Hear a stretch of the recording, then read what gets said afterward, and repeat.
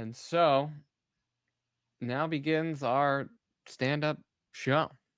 So I guess I'm going to shift out of regular host mode into slightly different host mode.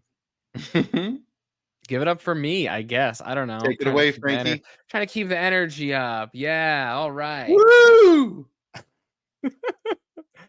All right. Thank you all for being here. This has been a lot of fun.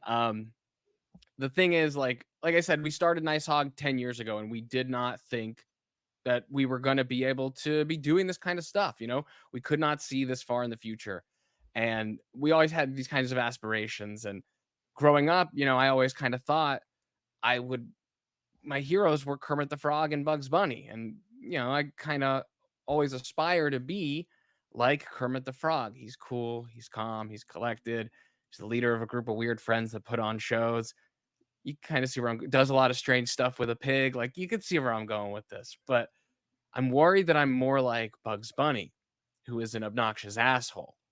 And, it's one end of the other. That is the true spectrum here. 10 years of Nice Hog. 10 years is a nice, perfect round number. It's a big anniversary. 10 years is what you want to celebrate. 5 years, a lot of people could do stuff for 5 years. People do stuff for 5 years and they're not happy with it. It doesn't mean anything. They would drop it like it's nothing. A 5-year high school reunion, for instance, for most people, a 5-year high school reunion is only 1 year after they graduated college. They are not adults yet. They don't know what they're doing. People who go to the 5-year reunion, that's sad. That means you never left.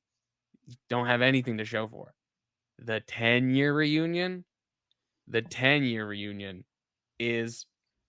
that's the one that counts. That is when it's time to come back, flex on them. 15-year reunion, it's sad again. 20-year reunion, anything past that, it's sad again. The 10-year reunion is the sweet spot. Now, I did not get invited to my high school 10-year reunion because I naively thought that this was something that was like a school-sanctioned event. I thought that there was some poor public school employee who was out there keeping a record of who needed to be invited and organizing it, sending out little mailers like it's like a wedding invitation. You get to save the date. Not the case. These are not officially sanctioned at all. They're put on by the high school class president. I was not planning 10 years ago to have the social equity to get invited to the reunion. So I got snubbed. Fine, I wasn't going to go anyway, to be honest. Like, I was going to snub them right back.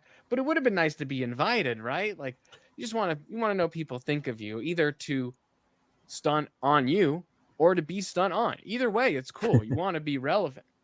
But the thing is, like, I do see all these high school classmates of mine checking out my LinkedIn, like once a month.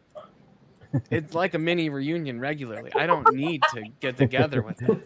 They know what I'm up to. And, I'm happy now that it is 10 years because I do feel like I have something to show for it, right? Look, we're doing this great live show.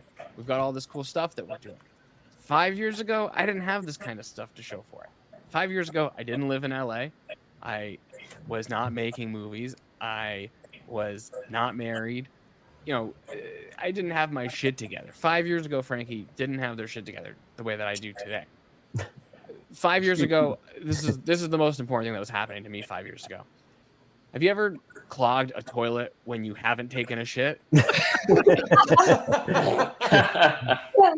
I was hanging out in my bathroom, as you do. Don't worry about it.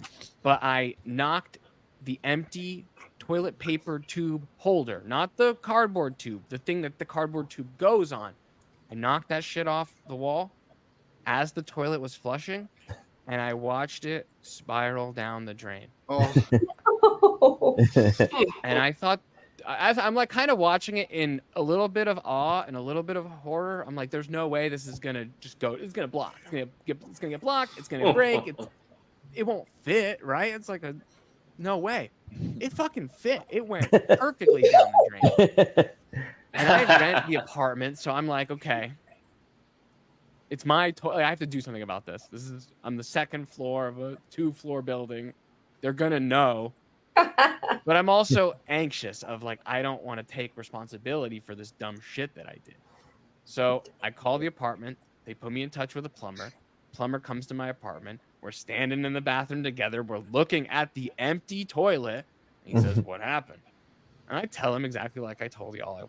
Well, it's not exactly like I told y'all because I wanted to lie and save face. So I said, so I was having a party and a friend of mine knocked the tube into the toilet as it was flushing.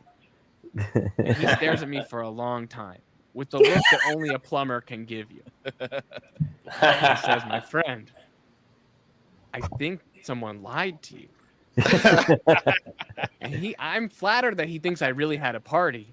But now he thinks I've like fallen for a practical joke from one of my friends. And I have to look him in the eyes and go like, "No, but I also did see this happen. I watched it go down the toilet. I didn't do it. Someone else did it. But I was there and I watched it." And he just looks at me again for the longest time and goes, "Okay, I think it's fine." And he fucking leaves. And it was fine. It never mattered. It never was a problem. It could still be in that pipe. So I, when in doubt, flush it out.